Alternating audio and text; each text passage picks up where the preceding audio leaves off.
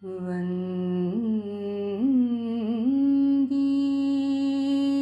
Shri Ramana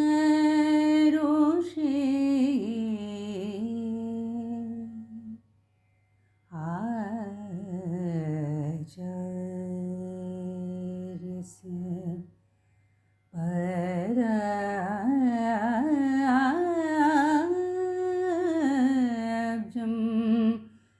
Yo me adarshaya Disham Dhvantam Bhantam Atitya Atitya.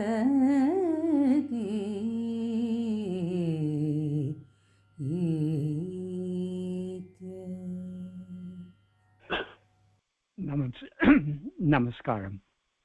Om Namo Bhagavate Sri Arunachala Ramanaya. Tomorrow, the 1st of September, is celebrated as Bhagavan's Advent. Advent means arrival. There are different types of arrival. We can arrive in a place we've never been to before. We can arrive in a place that we have visited a few times, or we can arrive in the place we come from. We can arrive back at the place where we belong. That is a return. So Bhagavan's Advent is his return to Arunachala, because Arunachala, well, Bhagavan is Arunachala himself.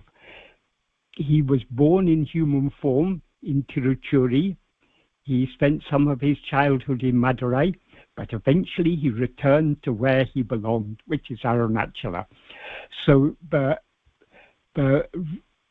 return of Bhagavan to Tiruvannamalai is for us all a very significant event in his life. But more than just the physical event, what is most important is what is represented by that. What does Bhagavan's return to Arunachala represent? It represents the aim of our life, our return to our source, our return to subside deep back into the heart, from which we have emerged, and where we must eventually return. So this is the significance of Bhagavan's return. It's our return. What his return to Arunachala signifies our return to our source. That is our aim. So, and in the life of Bhagavan, his coming to the physical event of his coming to Tiruvannamalai, that is symbolic of what actually happened 6 weeks earlier in Madurai. That is the truly important event is what happened in that day in sometime around middle of July in 1896 in Madurai, when that great fear of death came to him, and that drew his mind back within. He turned his mind back within, and then and there he merged back into Arunachala, into his source, into the one reality, that which is ekam eva advityam, one only without a second. That is Arunachala, that is Bhagavan. So this is what we are all aiming for. Bhagavan has sung about this in verses 1 and 2 of Arunachala Ashtakam. When in the early days, soon after Arunachala Ashtakam had been composed and published, some people took it literally to mean that but it was only after coming to Arunachala but the final absorption in the source took place. But in later years, Bhagavan made it very clear what happened on that day in Madurai, that was final. For example, Bhagavan once said, the sun that rose in Madurai is the same sun that is has been shiny ever since. The same sun but is shiny here. In other words, the dawn of jnana that occurred on that day in Madurai, that has been that is permanent. That is eternal. That was the complete. That is the individual that was aware of itself as I am Venkataraman. That individual was completely absorbed in Arunachala. From that moment on, what shone through that body that we call Bhagavan, that was Arunachala alone. Arunachala Ramana alone was shining through that body. And what is Arunachala Ramana?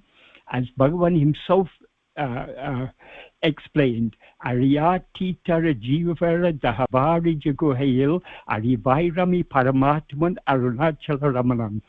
Arunachala Ramana is the Paramatma, the ultimate self, which exists blissfully as Arivu. Arivu means awareness. Here it refers to the fundamental awareness I am, Satchit. He is that which shiny as awareness in the cave of the heart lotus of all different jivas, beginning with Hari. That means from the highest God to the most insignificant insect, in the heart of every jiva, that which is shining as I, that as a fundamental awareness I, that is Arunachala Ramana. So that alone is what shone through the form of Bhagavan Ramana from that moment onwards. And that alone is our Guru. That is, as Bhagavan explained, though Guru ever exists in our heart as our own self, as our own reality, as Atma Swarupa, as a fundamental awareness I am, because our minds are outward going, it is necessary for a Guru to appear outwardly in human form in order to tell us to turn within.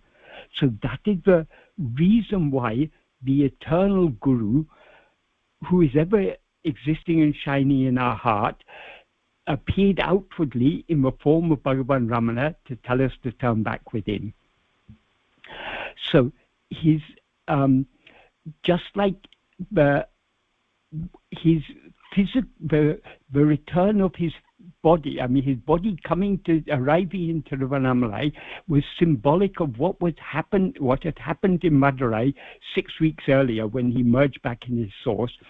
What he sings in verse 1 and 2 of Arunachashtakam, it is not to be taken literally, but it was only when Bhagavan returned to Arunachala that he looked within and saw the disappearance of the seer.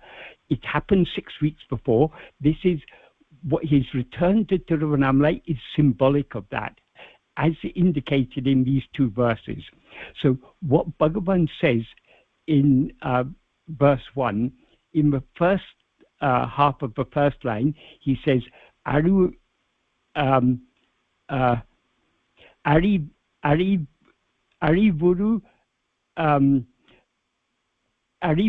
Giriyana Amadaram. That means it sits calmly as a hill bereft of awareness. Of course, it's not bereft of awareness, it's only seemingly bereft of awareness. Amma Adisayam Idun Sayal Arivari Darkum. Its action is Adisayam, it is preeminent, it is wonderful. Difficult for anyone to understand. That is, no one can understand the subtle. The action Bhagavan is referring to here, the sail, is the aroused sail, the action of his grace. It is very, very subtle. So though Arunachala appears as an insentient hill, it seems to be an insentient hill, a hill devoid of awareness. Actually, it is Jnana Swarupa. Jnana Sambandha sang of Arunachala, Jnana Tiralai Nindra Peruman. It is the great Lord who stands as a vast heap of jnana. So though Arunachala outwardly appears to be devoid of awareness, it is actually it is actually Chit Swarupa, as Bhagavan says in the third or fourth verse of Arunachala Navamanimalai. So that, though it appears outwardly insentient, it is actually that Chit Swarupa, and its act of grace cannot be understood by anyone. It is truly wonderful. Then he goes on to say, Aruvaru Siruvayadu Adu Mudal Arunachalam Miha Peridu Ena Arivinilanga. From my young age, when I was bereft of knowledge, Arunachalam shone in my awareness or in my mind as something exceedingly great. That is the greatest of all things. That is Arunachala. That was clearly shining in his mind from his young age when he was bereft of knowledge. That is before knowing any other thing. The one thing that was shining in Bhagavan's heart was, in his awareness, was Arunachalam. And then he goes on to say, Arihilan Adam Porol. I did not know its porol, its significance, its reality, what it actually is. Adu Tiruvannamalai Ena Oruvanal Arivuru Petram. Even after coming to know from someone that it is Tiruvannamalai, he still didn't understand its significance. And then in the last line he says, Arivine Marul Urutu Aruhinil Eka. That means when it enchanted my mind and drew me near. Aruhurum Amayam Idu Achulam Arkandain. At the opportune time of coming near, I saw it to be Achalam. Achalam means, we can understand it in two senses here. Achalam, that is the literal meaning of Achalam. It is what is devoid of chalana, devoid of movement.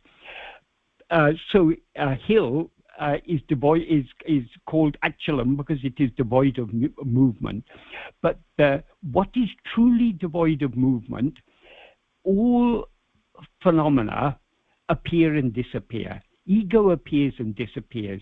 Appearing and disappearing is itself a type of movement. So what is truly Achalam is only pure being. Sat-Chit alone is Achalam.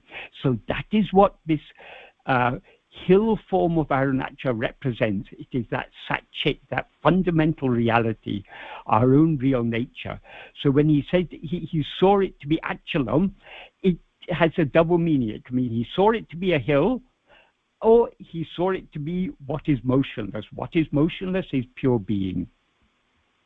And then in verse 2, he goes on to say,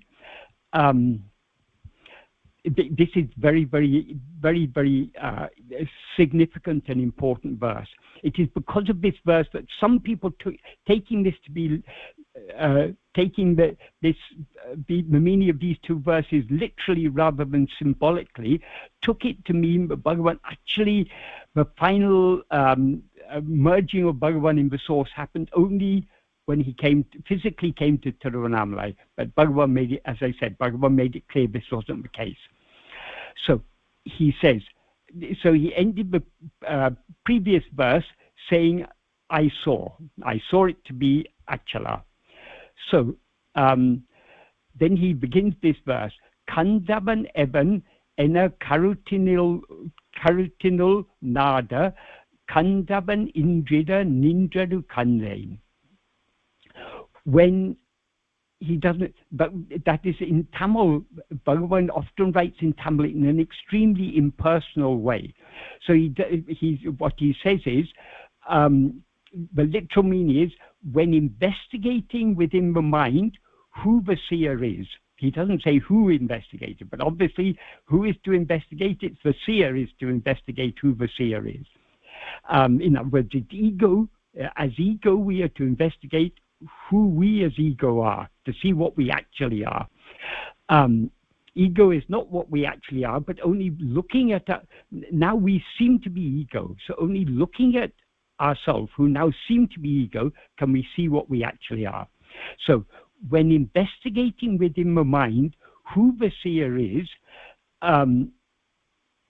Kandavan Indrida Nindradu Kandain.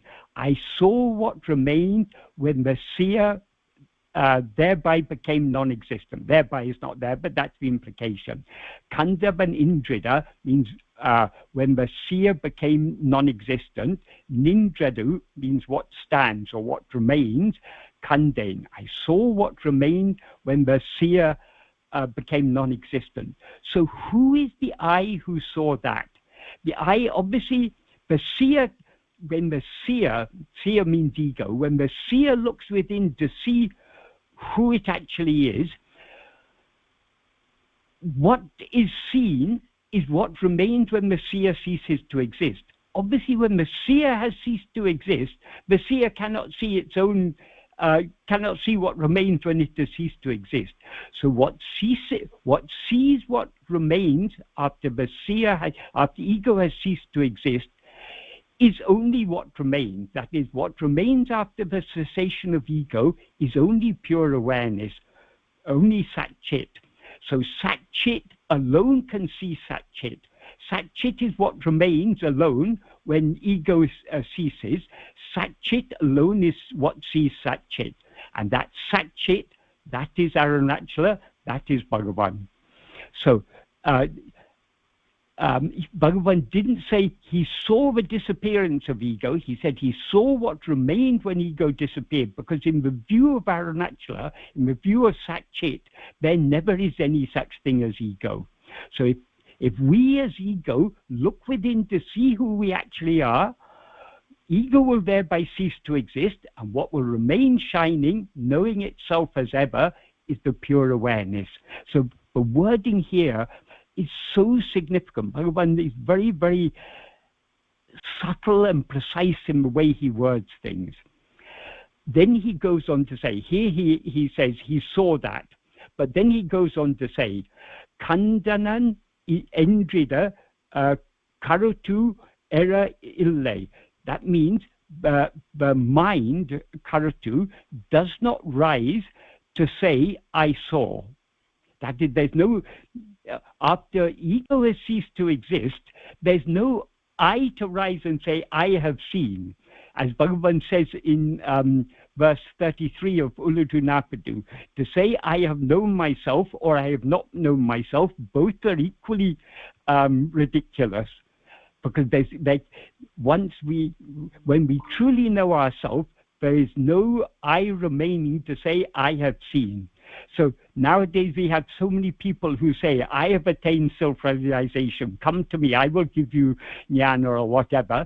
Anyone who says, I have attained self-realization has clearly not attained, because there's still an I there to say, I have attained.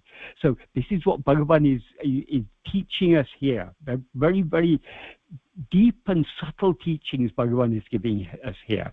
So after saying the mind does not rise to say I saw, he goes on to say Kandilan Endrida Karutu Erumarain. So in what way or how can the mind rise to say I did not see? That is, after the dissolution of ego, there's no rising either to say I saw or I did not see. This cannot be adequately expressed in words. So he goes on to say, Bindu idu vilakidu virul uruvona bindile panduni vilakine endral. The meaning of this is, who has the power to elucidate this by speaking, when in ancient times even you elucidated it without speaking? Even you, he's referring to Arunachala as Dakshinamurti. Dakshinamurti revealed the truth to the Sanakadi rishis in silence, without saying anything, because this truth is beyond the range of mind and therefore beyond the range of words. So ultimately, the ultimate truth can be revealed only in silence, because silence is the very nature of Sat-Chit. Silence is pure being. And then he ends the verse saying, Vindidadu unnile vilakida endre vintalam achalama vilangida nindrai. Only to elucidate your state, implying your state of silent and motionless pure awareness, only to elucidate your state without speaking, you stood as a hill, or you stood motionlessly, shining from earth to sky, though actually beyond the limits of both. Though Arunachala seems to be a physical form shining from earth to sky, it's actually beyond all limits. It is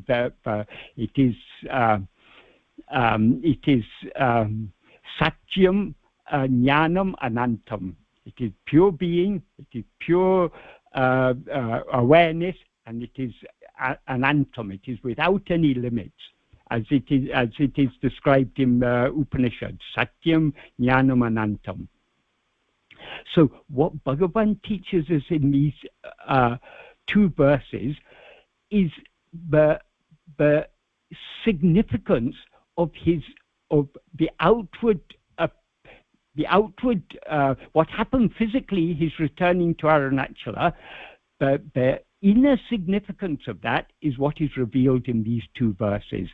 So actually, it was in Madurai, but Bhagavan looked within and saw what remained when the seer disappeared. But he's relating this to the symbolic event of his physically returning to Arunachala, the source. Well, he is Arunachala itself, so he's returning to himself. And that is what we all have to do. We have to return to where we came from. And the way to return to where we came from is what he teaches in this verse. We need to look within to see who is the seer. If we look within deep enough, the seer will cease to exist, and what will then remain shining, that is Arunachala Ramana. So this is the true significance of this sacred day, Bhagavan's advent, Bhagavan's return to Arunachala. Om Namo Bhagavate Sri Arunachala Ramanaya.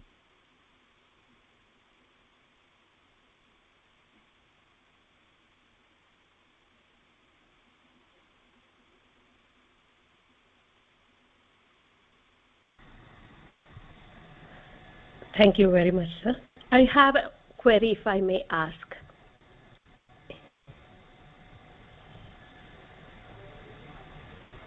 Yes, certainly. Yeah, thank you. So, if Bhagavan chose to return to Arunachala in the physical form, so does it mean that it is very much essential for the sadhakas to stay at Arunachalam? Does it make any difference? Because the teaching says wherever we stay, that is secondary. Inside heart, Arunachala is there. So there is a contradiction for my mind. Could you please clarify this aspect? It's not actually a contradiction. Of course, being in Tiruvannamalai is a great blessing, but Arunachala and Bhagavan are in no way limited to time or place. Bhagavan is eternal. That is, though Bhagavan was born on a certain day in human form in 1879, he's actually the eternal reality. So he's not limited in time.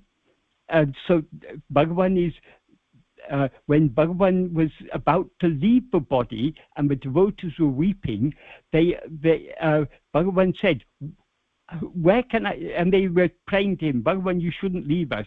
Bhagavan said, how can I leave? Where can I go? I am always here. That is, he is omnipresent. He is present in all times and in all places. He's ever present in our heart.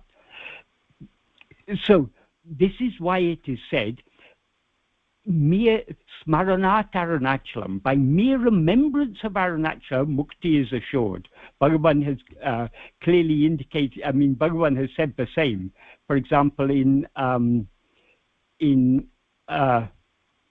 the final line of verse 10 of Arunachala Patikam, he says, O tumin we kal ulamadil olirid we koli arunama giriye.